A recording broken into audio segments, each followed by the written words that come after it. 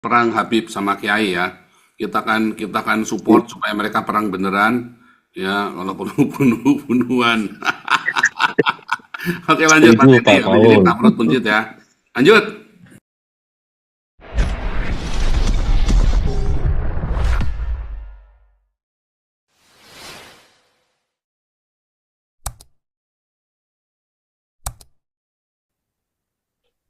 Bu Lucy siapa di sini? Pak Teddy kali bisa masuk nambahin. Pak Teddy. Pak Teddy. Ini Opung Toba sudah masuk. Opung Toba, tes suara dulu, Opung Toba. Oke, Opung Toba. Oke. Oke Omong Toba. Oke lanjut Omong Toba. Sebentar nih. Iya, tes Lanjut suara Pak Omong. Paul. Iya, iya, iya. Jadi memang kalau kita lihat di Konoha Indonistan ini dari waktu ke waktu bahkan mungkin sejak zaman kolonial juga ya, ada yang namanya politik jatah preman, ya. Politik jatah preman itu di mana ya negara itu kadang-kadang membiarkan atau bahkan memelihara organisasi-organisasi. Kalau dulu zaman sebelum kemerdekaan itu ada yang namanya semacam milisi ya, milisi. Terus kemudian juga kalau sekarang ormas namanya, kalau dulu itu milisi. Milisi-milisi yang katanya ikut berjuang memerdekakan Indonesia, memerdekakan negara gitu ya. Nah, kemudian juga di era Soekarno juga ada juga ormas-ormas sudah mulai berdiri gitu ya. Masuk di masa Orde Baru kita tahu yang namanya ormas yang sangat terkenal yang bajunya loreng, dan ini juga bukan cuma satu, setiap partai politik punya ormas gitu ya. Kemudian ada LSM-LSM ya. LSM-LSM seperti ya kita tahulah salah satunya yang sedang berkonflik dengan orang-orang Yaman ini sekarang gitu. Bahkan dulu orang-orang Yaman ini memang dibawa Belanda masuk ke Indonesia dari luar ya, dibawa Belanda untuk apa? Ya untuk memecah belah dengan apa? Dengan kelompok ideologi lokal ya, dengan orang-orang Muslim lokal gitu ya. Memang sengaja masuk dibawa oleh Belanda, ya semacam inilah pengimbang gitu ya, pengimbang. Mereka habaib-habaib ini dibawa gitu. Nah bahkan dibiarkan untuk menyebarkan ideologi dan agama. Nah tetapi pada perkembangannya, ya namanya setiap organisasi suatu ketika tinggal nunggu waktunya, walaupun mereka punya ideologi yang sama, punya punya katakanlah apa namanya keyakinan yang sama, pasti akan berkonflik. Tinggal tunggu waktu aja. Kenapa? Ya karena kepentingannya berbeda, kepentingan organisasi berbeda. Kalau saya sih nggak pro kemana-mana, sama aja dua-duanya. Dua-duanya antisemitik Pak, gitu. Sama dua-duanya sebetulnya gitu. Ya silahkan aja berkonflik sampai puas gitu kan. Kita hanya menonton. Kita orang minoritas ini, orang Kristen ini ya nonton aja. Ngapain ikut campur urusan mereka gitu. Terus kemudian juga pemerintah di satu sisi, apalagi yang berkuasa sekarang, dulu pernah ikut memanfaatkan salah satu ormas ini. Mau bilang apa dia? Apa dia bisa menindak? Nggak bisa. Pemerintah yang dulu, yang sebelum ini juga sama menggunakan ormas-ormas agama ini juga. Jadi dua-duanya sebetulnya sama saja sih. Jadi nggak bisa kita belain yang satu, ya sama dua-duanya itu. Sama-sama suka ini, suka bakar gereja, ya. Sama-sama suka nutup gereja, itu yang penting buat kita gitu ya. Kita hanya berjuang untuk diri sendiri aja, untuk supaya beribadah aja di negara ini kan susahnya luar biasa gitu. Nah itu jadi apa namanya? Ya kita lihat, makanya sulitnya itu sekarang ini karena negara dikuasai ormas, dikuasai sama politik jatah preman ini. Ada bukunya itu, boleh coba cari di Tokopedia tentang politik jatah preman. Itu sudah dari zaman Belanda udah ada gitu. Nah, karena negara dikuasain sama yang seperti ini, ya tentunya investor takutlah untuk datang ke sini. Karena di Indonesia Konoha ini ekonominya itu ekonomi biaya tinggi. Bahkan kemarin Wakil Menteri Agamanya bilang, apa namanya, orang minta THR itu wajar sebelum Lebaran. Setahu saya hukum hukum tenaga kerja yang bisa berhak minta THR itu hanya pegawai atau buruh gitu. Tetapi memang kalau kelompok-kelompok primordial, kelompok-kelompok agama, memang ormas ini memang dipelihara sebagai perpanjangan tangan mereka dalam berbagai urusan, terutama yang menyangkut pemaksaan, pengerahan massa, buat ini pinjam tangan untuk masalah hukum. Ini digunakan. Ya kita lihat waktu demo ini anti Ahok itu ya, waktu 212 itu. Ormas-ormas ini bekerja sama, dipakai dua-duanya gitu. Nah mereka ini nggak akan bisa mati selama kepentingan politik para elit ini masih tetap hidup. Mereka tetap akan berjaya gitu. Dari kelompok manapun, sama-sama aja kok. Mau yang lokal, mau yang pendatang, sama saja sebetulnya. Nggak ada bedanya gitu. Mereka hidup dari situ. Nah, jadi sulit ya kalau kita lihat mau ke depannya memang suram gitu. Betul itu tagar yang katanya Indonesia gelap itu memang gelap. Mau bilang apa kita gitu. Itu aja dulu Pak Paul. Mungkin teman-teman yang lain bisa diskusi. Silakan Pak Paul. Gelap, ya. Kecuali kamu kasih makan. Ini terang matanya. Ini kasih makan. Baik terang. Serius. Itulah sebabnya maka Prabowo itu punya ide kasih makan. Tapi siapa yang mau ngasih makan, duitnya siapa? Hanya gereja yang bisa. Cuma gerejanya pelit. Edan. Semua edan semua, saudara ya. Edan semua. Ya. Waduh. Udah, siapa mau lanjut nih? Saya mengundang teman-teman support ya, project kasih makan yang di Indonesia dan yang di Eropa. Karena kalau Eropa sampai gugur, ya Indonesia lewat. Iya, Eropa sekarang kelihatannya sudah makin keras Pak Paul. Jerman juga hari ini sudah mulai memulangkan juga yang ikut-ikut demo-demo Palestina itu. Artinya seperti ini, artinya perang di Gaza ini membuka kesadaran orang-orang di Eropa tentang bahayanya ideologi antisemitik ini, Pak Paul. Jadi sudah mulai keras juga. Ya kalau bisa untuk kedepannya yang teroris-teroris yang menyamar jadi rakyat sipil untuk bisa pindah ke Barat ini dipulangkan. Nah kemudian juga ya imigran dari negara-negara Afrika dan Timur Tengah maupun Pakistan dan Afghanistan yang pakai yang tantan lah. Jangan dikasih sebebas mungkin karena apa?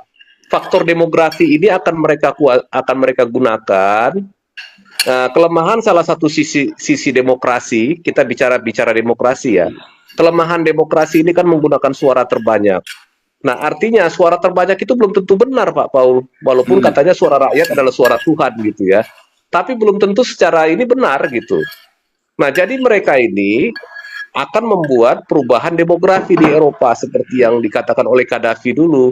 Ketika nanti Eropa demografinya sudah berubah, sistem demokrasi dan apa namanya dan humanisme itu dipergunakan dan dibajak untuk kepentingan ideologi Halil Ben Sahar ini. Nah, akhirnya nanti ya Eropa akan jatuh ke tangan mereka dan mereka akan mendominasi dunia dengan menggunakan teknologi persenjataan yang dipunyai oleh negara-negara Eropa sebelumnya. Jadi itu sama dengan kejadian ketika jatuhnya Spanyol dan Portugis dulu kan belum ada negara Spanyol dan Portugis ya ke tangan Tariq bin Ziyad gitu ya, orang bangsa Moor dari Afrika Utara.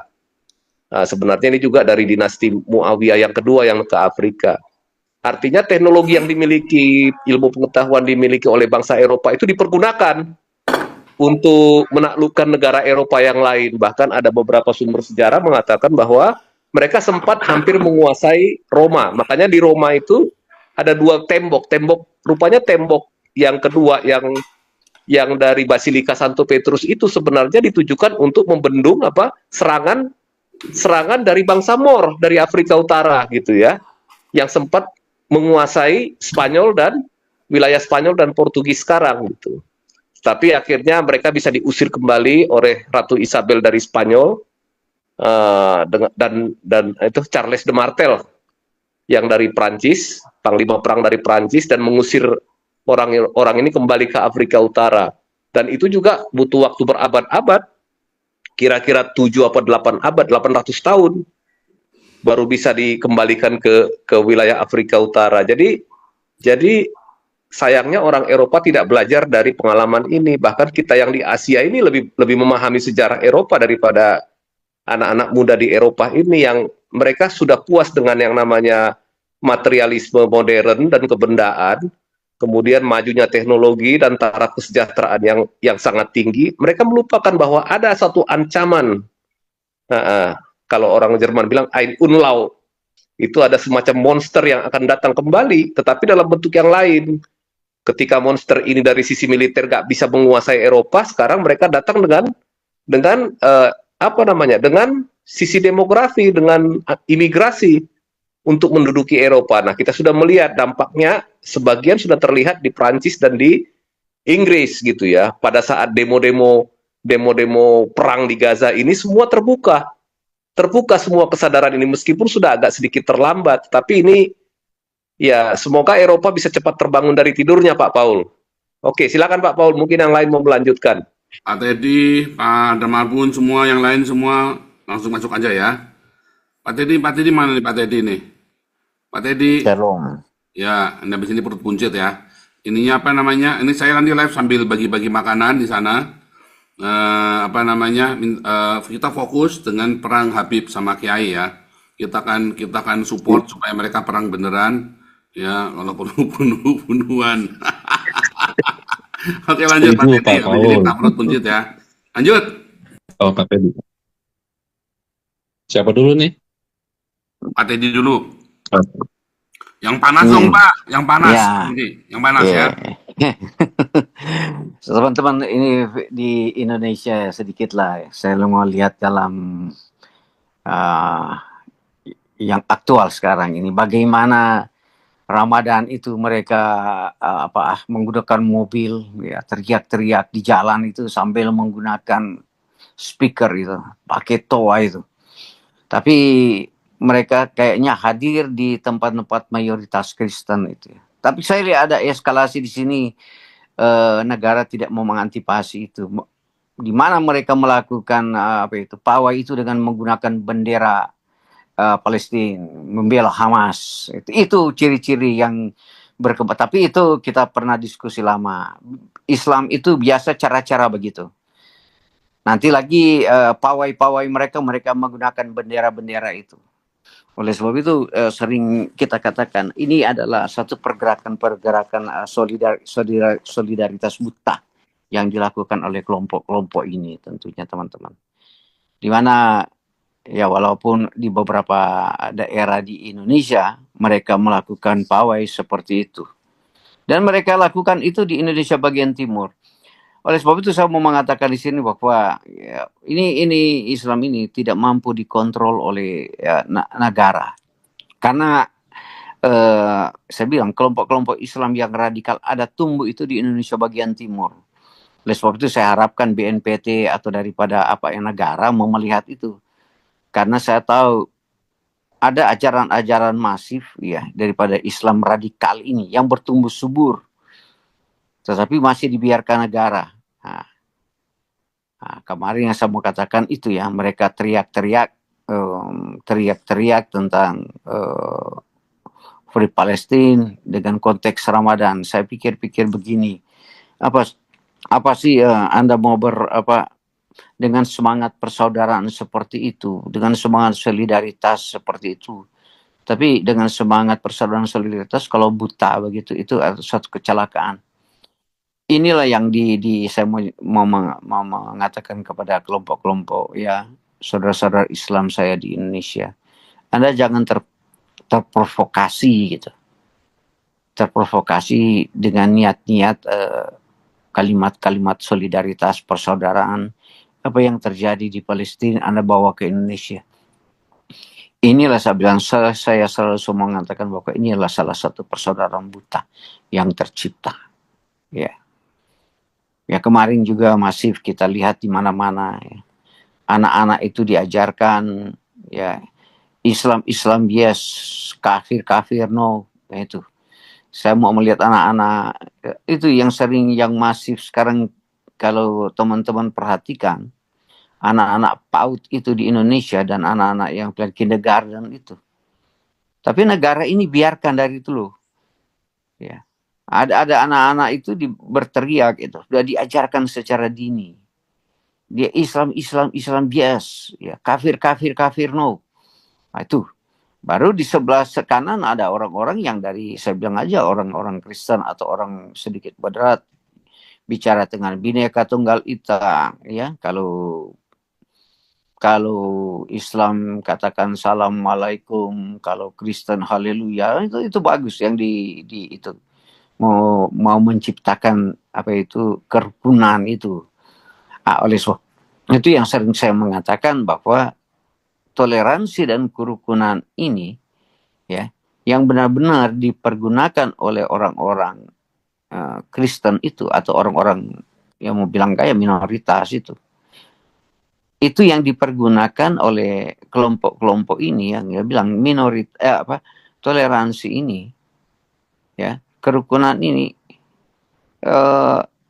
diciptakan begitu sehingga saya bilang ini yang kesalahan bagi kita. Negara secara formal mau mengatakan apa itu toleransi, tetapi orang-orang Kristen itu sudah terjebak, ya, dengan toleransinya itu, dengan kerukunannya itu. Ya teman-teman, ini masif kalau teman-teman lihat di pawai-pawai yang dilakukan, nggak tahu ya di daerah mana itu. Yang penting saya cuma lihat di media itu aktual sekarang ini. Ya, di sini teman-teman saya mau mengatakan bahwa mau menyampaikan, saya bingung di negara-negara, saya melebar ke negara-negara Afrika itu. Di negara-negara Afrika yang sekarang terkenal negara yang paling makmur adalah negara Rwanda. Rwanda itu adalah termasuk salah satu kota ya popularitas orang Kristen dan termasuk adalah kota atau negara teraman di Afrika. Semua negara di tetangganya itu lagi konflik perang karena agama. Nah ini ya saya mau menyampaikan kepada teman-teman. Oleh sebab itu dapat dikesimpulan, saya bilang di mana ada Islam itu, di situ adalah konflik. Ya, boleh teman-teman yang Muslim di Indonesia yang sudah buka puasa, yang sudah selesai puasa dan sebagainya, coba Anda track di daerah sana itu. Rwanda itu negara paling aman kalau Anda mau jalan-jalan ke Afrika. Baru neighbornya, tetangga-tetangga di sebelah tetangga negara itu lagi konflik semua. Di sana kita mau simpulkan bahwa ya memang ini budaya Islam yang menyebabkan konflik di mana kita pergi dan berada. Ya, kita sudah sering dikatakan oleh Pak Paul ya tentang predikat-predikat yang disematkan kepada alim-alim ulama di Indonesia sebagai alat ya untuk mencari popularitas kepada kepada pengikutnya, maka mereka gunakan istilah-istilah yang dipangkatkan kepada mereka. Tetapi sudah kita ketahui bahwa di negara-negara Islam itu, negara-negara besar yang ada di Arab, predikat begitu tidak ada. Tidak ada yang mereka dipangkatkan haji. Cuma di Indonesia itu. Atau apalagi yang mau dikatakan dikasih predikat pangkat mereka. Karena itu dipergunakan sebagai alat untuk mencapai tujuan mereka. Tujuan dalam konteks kekuasaan mereka. Mempergunakan jemaat-jemaat yang bodoh itu. Ya, juga teman-teman perlu kita tahu ada lagi ya berita-berita yang aktual sekarang ini ya. Yang sering kita diskusikan ya, yang aktual itu. Bagaimana selalu Islam memprovokasi ya atau mengrekayasa berita-berita yang kita ulang-ulang itu. Tapi waktu kita bicarakan di tempat ini akhirnya terbukti semua ya, walaupun itu sering kita berasumsi. Orang bertanya bagaimana Pak Perdesa? Yang begini contoh ya. Peristiwa-peristiwa ya yang terjadi di perang di Palestina ya, teman-teman. Sebab itu dari dulu saya bilang itu merupakan rekayasa daripada wartawan-wartawan atau yang dipublikasikan oleh kelompok-kelompok Islam itu. Akhirnya rakyat Indonesia terikut dengan berita-berita rekayasa-rekayasa berita itu yang dilakukan oleh kelompok-kelompok itu di kelompok-kelompok Islam di apa sana di Palestina. Ya, akhirnya terbukti sekarang Al Jazeera mengutip kutipan-kutipan ya dari berita-berita yang ada itu. Umpamanya pengeboman dibilang ada 10 orang, pemerkosaan terhadap umpamanya contoh pemerkosaan tentara ADF kepada perempuan, ya, kemudian pembunuhan dengan baik. Itu suatu drama yang diciptakan oleh media-media atau prank yang dibuat oleh kelompok-kelompok garis besar Islam yang ada di Palestina. Maka tergiringlah berita itu, dikirimlah juga ke Indonesia. Kayak berita-berita di Tempo ya, saya bilang Tribun, itu suatu rekayasa, pemberitaan rekayasa yang dibuat oleh kelompok-kelompok ini. Tapi enggak apa-apa lah, kita sudah diskusi sering itu. Nah, itu kita lihat aja ya. Di Tribun itu selalu memberikan memberikan informasi-informasi yang sifatnya provokatif. Ya, provokatif dengan memuat berita-berita yang dia cuma cuplik begitu aja dari kelompok-kelompok media di Arab sana, maka ya dimuat di Indonesia, mau di media besar juga, ya, bukan cuma Tempo. Apa yang saya bilang tadi di mana aja, di Kompas dia, CNN Indonesia semua dibuatlah berita-berita kebohongan itu. Maka tergiringlah orang-orang Indonesia yang saya bilang kadang-kadang kita berdiskusi di tempat ini, si Indonesia ini mengutip berita-berita itu dan seolah dia membenarkan apa yang dilakukan oleh kelompok-kelompok Islam garis keras yang mereka lakukan di peperangan yang terjadi antara Hamas dan Israel. Oleh sebab itu masyarakat Indonesia tergiring dengan berita-berita yang direkayasa itu.